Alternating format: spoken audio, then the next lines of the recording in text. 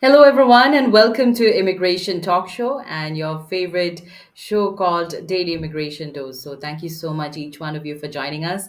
I'm Napasa, and this is Sam. We're going to host this session together, and I hope it's going to be one that you will really like. And feel free to join us also.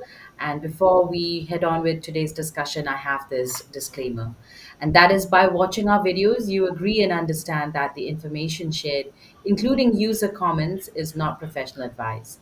Use at your own risk. Our intention is never to offend, it's just a casual exchange of ideas.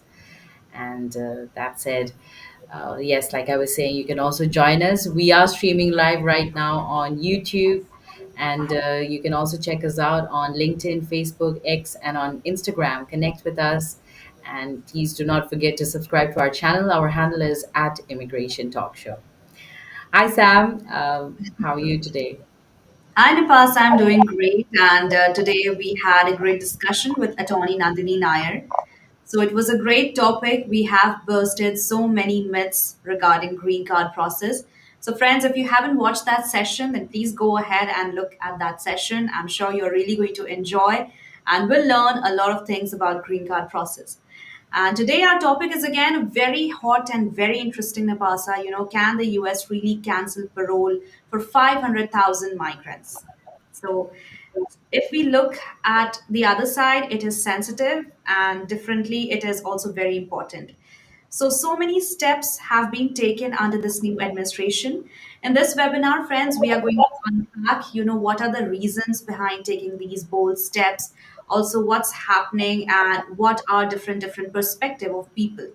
So stay tuned and stay connected with us. And also don't forget to like, share, and subscribe to Immigration Talk Show. And the best part of this webinar is you can also call this number that is 425 with the access code 988888. And do join us right now and have a live conversation with us. Okay, so Nepasa, I think let me go ahead with my news first and then you can carry. Sure. Okay, so my news update is again a very important one, friends. And this is about that Elon Musk has left the administration of Trump. Elon Musk, the billionaire CEO of Tesla and SpaceX, has announced that he is leaving his role in Trump administration. That's right. It's a breaking news and Musk was serving as the head of Department of Government Efficiency known as DOGE. He shared the news on social media platform known as X on May 28th, thanking President Donald Trump for the opportunity that he has given to him. Musk also explained that his time as a special government employee was always temporary and it wasn't permanent. The special status allows experts like Musk to work in the government for a limited time. And according to US ethic rules, these employees can only serve for up to 130 days in a year. Musk started his role on January 20th, the day Trump took office.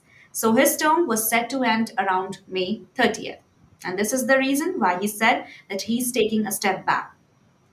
Also, in a recent interview, Musk expressed some frustration that Doge had become a target for blame whenever problems arise, even when unrelated to the department. And when asked about the future of Doge, President Trump said that many government agency leaders have learned from the department, but it is unclear if Doge will continue without Musk or not. Musk will now focus fully on his companies, Tesla and SpaceX, as his time in the government comes to an end. So, this is the news update from my end, and over to you, Navasa. Well, thank you so much, Sam, for that. And well, my news update is another important one, I could say. And I think, friends, before we head on to that as well, I really wanted all you folks to subscribe to our channel. Our handle is at Immigration Talk Show. And please also don't forget to ring that bell icon so that whenever we have discussions like these, you're notified. So, well, I really wanted to talk about this news, and that is, the list of Trump's sanctuary jurisdictions includes some that supports his immigration policies, and that is something important as well because officials in communities from different rural to urban areas also and red to blue blasted our President Trump's administration list of sanctuary jurisdictions, with many saying they've been outspoken supporters of the president and his stringent immigration policies. Officials who back President Donald Trump's immigration crackdown questioned how their jurisdictions wound up on the list more than 500 that the Department of Homeland Security said are obstructing enforcement, and several communities were misspelled, including Cincinnati, which was spelled well, there was a misspelling on that too. And Jim Dave, the administrator of Schwano County, Wisconsin, said that the inclusion of his heavily Republican community must be clerical error. So things like that have been also, this is quite a buzz right now, especially in all these, the sanctuary jurisdictions, I could say. And well, we have no idea. That is what David was saying, that how we got this list, whosoever right at this point. So I think there's a big mix up, probably some paperwork or something. That is what he had to say. Meanwhile, with policies protecting immigrants, also pushed back, saying that they are doing right by their communities. So this story is still unfolding, and friends, whenever we have more updates on this, we are surely going to bring up to you. So don't forget to subscribe to our channel. Our handle is at Immigration Talk Show. And coming to the topic of discussion for today, 500,000 migrants from countries like Venezuela, Cuba, Haiti, Nicaragua, and it's going to affect each of these people, because we are going to talk today about this big decision from the U.S. Supreme Court. So what exactly is happening? Why is it causing so much fear and confusion among different immigrant communities, families? And what's next in this battle? We are going to talk step by step. But to get a clearer picture of what's happening, I think, Sam, please tell us what's happening. Sure. Okay, so let me go ahead with a very basic, understanding of what's happening right now. So, friends, the U.S. Supreme Court has allowed President Donald Trump's administration to go ahead with ending a special immigration program that is known as humanitarian parole. What it is, Napasa is going to let you know. So, for that, stay tuned.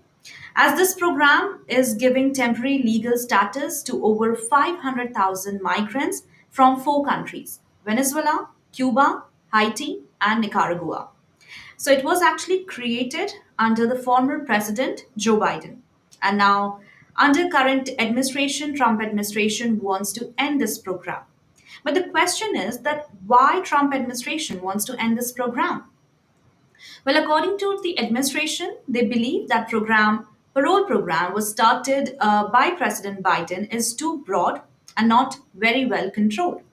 They also argue that the too many people were there and they got approval under the program all at once. In fact, many migrants may not have gone through, proper checking, proper security, or background vetting. And the system, in their view, was not as strict enough and made it too easy for people to stay, live, and work in the US temporarily. Also, according to Trump's team, what are some benefits of ending this program? Let me go ahead with that. It's going to help enforce immigration laws more strictly. Yes, according to administration, if they are deciding to end this program, then it's going to help enforce immigration laws more strictly. And also, it will make it faster and easier to deport people through a process called expedited removal, which actually skips the longer court process. So that means whoever will be under this, they won't have to go with the longer court process. The decision will be made quickly and fastly. In short, the administration wants to cancel these protection and tighten control over, who gets to stay in the US. Also, a lower court judge had already, earlier blocked the Trump's plan, saying that it's not possible and government couldn't cancel the program for everyone all at once because it had to review each case individually, and that's somehow correct because 500,000 migrants, it's somehow, they all are having different cases. We don't know for which reason they have escaped their country and settling in USA. But on May 30th, 2025, the Supreme Court had overturned that decision temporarily. And this ruling doesn't mean the program is permanently ended, but it means that many migrants who were relying on this status are now at risk of being deported. And this is causing fear among migrants, especially among those 500 migrants, because they are in a verge of being deported. So this is what is happening right now in Ipasa, and migrants are really worried. They are tensed. But with that, I think if you can also let us know the real meaning of what is humanitarian parole and why was it given, so that by understanding the history of the term, they can also understand. Absolutely, Sam. It'll be my pleasure. And to talk about what is humanitarian parole and why was it given? Well, it's a temporary permission, let me tell you. Temporary is where we really need to keep in mind that it lets people stay in the US for special reasons. And some of the reasons are like escaping danger in their home country or reuniting with their family. So, under Biden, this was offered to certain migrants who entered legally and had a US sponsor. The goal was to manage the border more humanely while discouraging illegal crossings at the same time. And about 533,000 people were given parole status this way. They could live and work in the US for 2 years. But, to come to the point, is our president's team said that these people were not vetted properly and they called this program to be too broad. So, President Trump's administration wants to end it as early as possible. And it has sparked, a legal and political firestorm, to be very clear about it. So, if you know what humanitarian parole is, it's not the same as a visa or a green card. It's a temporary legal permission to stay in the US, basically. And it is granted for urgent humanitarian reasons. Well, like I was saying, fleeing violence is one, needing medical care could be another, or being separated from the family is another one. And it also allows, people to work legally and also get support while their cases are being reviewed. So people who meet certain rules like passing security checks and having a US sponsor who would support them financially, it works for them. But for many, this was like a lifeline, a chance to escape crisis in their home countries and build a future also at the same time. So why is it being taken away? Well, it's too broad. That's what the administration is saying, and that migrants were not properly checked. All in sundry, they seem to have flocked in to the country, but they believe ending the program will make it easier to use fast track deportation and tighten border security. And I think this has been the main concern ever since the beginning of this present administration, right? To tighten border security and to see that nobody can just flock into the country without any proper permission. So, this is the highlight and what is humanitarian parole as well. And, Sam, if you could also tell us what are the consequences for migrants and their families right now? Sure, I would love to. And before that, I would like to say that hi everyone and hi Jay. Jay has commented, and it's a pretty long comment, but not to worry. Jay, you can also go ahead and dial up this number that is 425 4366335 with the access code 988888. And friends, get a chance to have a live conversation with us. And it's not only about the topic. Please go ahead, share anything that is coming in your mind. If you are in your immigration journey, or willing to be in an immigration journey, or want to have any query or any doubt that you would like to address to an immigration attorney, then we are sitting right here. Do let us know by dialing up this number with the access code, and we would love to help you out. And also, don't forget to like, share, and subscribe to Immigration Talk Show. Okay, now let me go ahead with my next segment of this webinar, that is, what are the consequences for migrants and their families? Now, talking about consequences, it's really tough to understand, because 500 migrants having each case very differently. So, over 500 migrants from Venezuela, Cuba, Haiti, and Nicaragua could lose their temporary legal status that has allowed them to live, work, and stay in the US legally. But now they're going to lose it. Losing this status means that they might also lose access to important things like their jobs, healthcare, and social services that help them and their families to survive and thrive. And now, when we talk about job, then automatically we know that getting a job this time is very difficult. And that too, it's such a competitive field. So they have to lose their job. And maybe if they're going through some health condition, then they have to look after that as well. In fact, many of these migrants have built lives in the US. That's right. They have family members also who are US citizens, but now they have to get apart from them, including children and spouses. So they hold steady jobs, pay taxes, and contribute to their communities. And some are even receiving essential medical treatments for serious health conditions, as I have mentioned. So what's going to happen with them? Because it's not about money, it's not about something else, it's about their health, and health is actually wealth. With the possibility of deportation looming, many migrants live in fear. That's right. So many people right now are tensed, anxious, and actually very scared, as this fear may cause them to avoid going to work, also sending their children to school, or seeking any medical care to avoid attention from immigration authorities. That's right. Now they are going to, they are not feeling free to go to schools, to go to shop, or, just to have a normal life. In fact, for many, this sudden uncertainty is like, deeply traumatic and upsetting as well. As community groups and advocates say that ending this parole status abruptly will create chaos and hardship. And they also say that it's going to break families apart and destabilize the lives of thousands of migrants who thought that they were safe and had a good life, had a chance to build a better life in the USA. So it's like the emotional and social toll, is very high right now, especially for children, families, and the vulnerable individuals. So it's a very mixed emotions, but if we think other side Nepasa, that why Supreme Court has agreed to this decision, then of course they have went through so many cases, so many history, and means they have taken care of each and every case, and by that only they have come up with this decision. So, friends, I think we should respect the decision that what Supreme Court has taken, because until and unless they have had a proper research of the things, then they are not going to take the decision. So that's what it is. And Napasa, if you can also let us know, some legal and political debate or what comes next.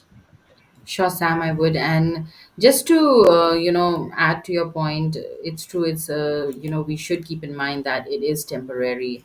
Sooner or later, this was coming. And once, United States feels that their home countries are safer now, a place to go back to, then why not? I mean, they all people who flocked in under humanitarian parole or even TPS, temporary protected status, they all knew that they are here for just a short while, and they're getting this chance to make it happen, to have a better life away from all the dangers from their home country. So well, when things are better, I think it's always best to go back home, right?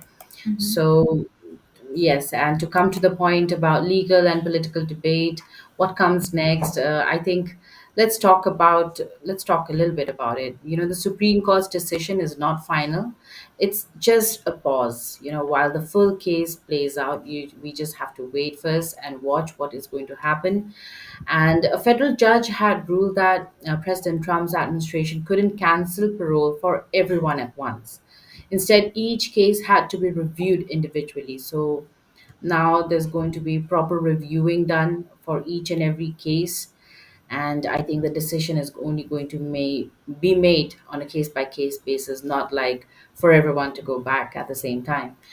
And also now that judge's ruling is on hold, given giving President Trump's administration the green light to start undoing the program, it will take some time, of course, and it's not going to be easy, right? More than 500,000 people on this, and also, the judge's ruling on hold. We'll just have to keep a wait and watch. And some Supreme Court justices like Ketanji Brown Jackson and Sonia Sotomayor, strongly disagreed. They said that the ruling ignored the harm it would cause. So let's see what's going to happen. And politically, here's what's going on. President Trump's team says that this is a win for public safety and part of his America First plan. Mhm. And Biden supporters argue that ending the parole program will create chaos, not order. And on the other hand, we also have the Justice Department who claims that keeping parole would block policies that voters supported in the last election. And well, we also have the lawsuit from migrants and the US sponsors who say that this violates federal law and causes grave harm. So it's like a mixed emotion for so many parties out there, whether you talk about legally or politically. And I think the next steps will really, it seems like it's likely going to involve more court battles, more protests, and more action as the election approaches. So we'll have to keep a watch and see what is going to happen. And pausing a ruling from a lower judge who said that the parole program couldn't be ended all at once and Mhm. must be reviewed case by case. I think that's another fight as well. It's going to take some time. Every case is going to be given proper attention to and see which is really worth, still being supported, here in the US. And the legal fight continues. Well, they argue that ending the program is helping public safety and puts America first. So I don't know how many of y'all feel that is going to be true, but if you two feel like just like President Trump and the administration as well, please feel free to comment wherever you're watching. Share with us what you think, or you can dial in the number that's on the screen 425-436-6335, and the access code is 988-888. So, what do you think? Is it too harsh, or it's best? Let us know. Absolutely. And with that, Napasa, I think let me take up Jay's comment. So, hi Jay, and hope you have subscribed to our channel. If you haven't, then please do it right now. Okay, so he's saying that President Donald Trump's administration can temporarily revoke the legal status of over 500,000 migrants living in the US. Absolutely, and this is what we have been talking today. The US Supreme Court ruled on Friday. Trump administration filed an emergency appeal to Supreme Court after a federal judge in Massachusetts blocked the administration from ending the program, also known as CHNV humanitarian parole. Absolutely. Thank you so much, Jeff, for your comment. And I think that was really important. And this is what we have been talking. Do let us know by dialing up this number. What do you think about this topic? Do you think that it's fair enough? Do you think that it will be in a systematic manner as what the Trump's administration are deciding, or will it create more chaos?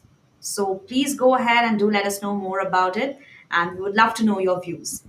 And Lala is here, and hi Lala, and he's saying that when does the TPS ends? Okay, so I think Lala, if you're considering TPS for Afghan nationals, then it was on May 20th, 2025, and I think that's what the date I can provide. And Napasa, you can go ahead with Ranjit's comment. We have, sure, Ranjit is saying, we have close cooperation between India and the US on migration issues, Mr. Jaiswal said during the ministry's weekly briefing, adding that India verifies nationalities before we take them back. In total, the US is said to have identified about 18,000 Indian nationals it believes entered the country illegally.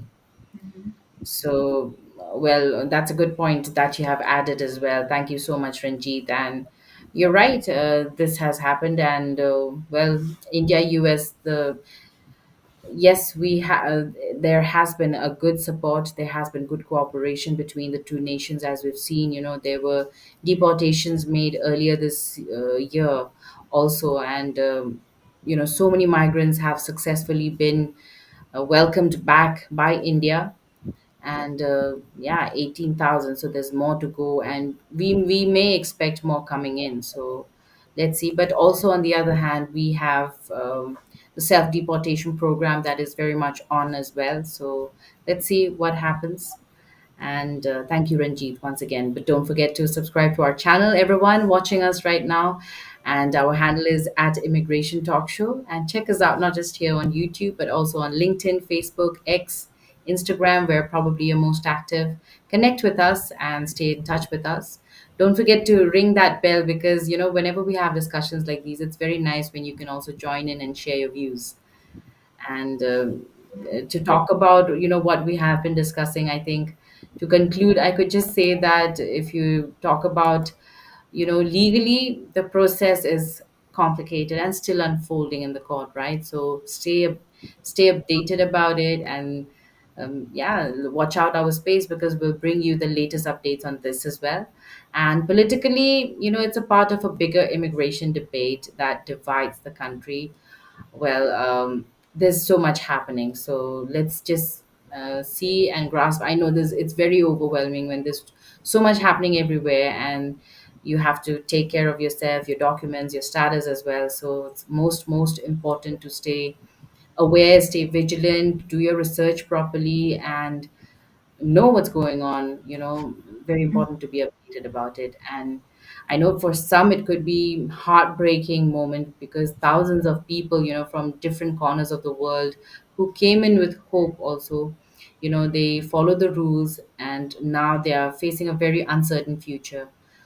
But they knew this was coming somehow, right? Like since you're here in this country on a temporary status. So it's not about policy, it's about people, I think, and real people with real families as well, real dreams and real fears. So this is the scene, but we'll still have to wait and watch what happens. And I think all I can say is stay true to yourself and also, keep yourself updated.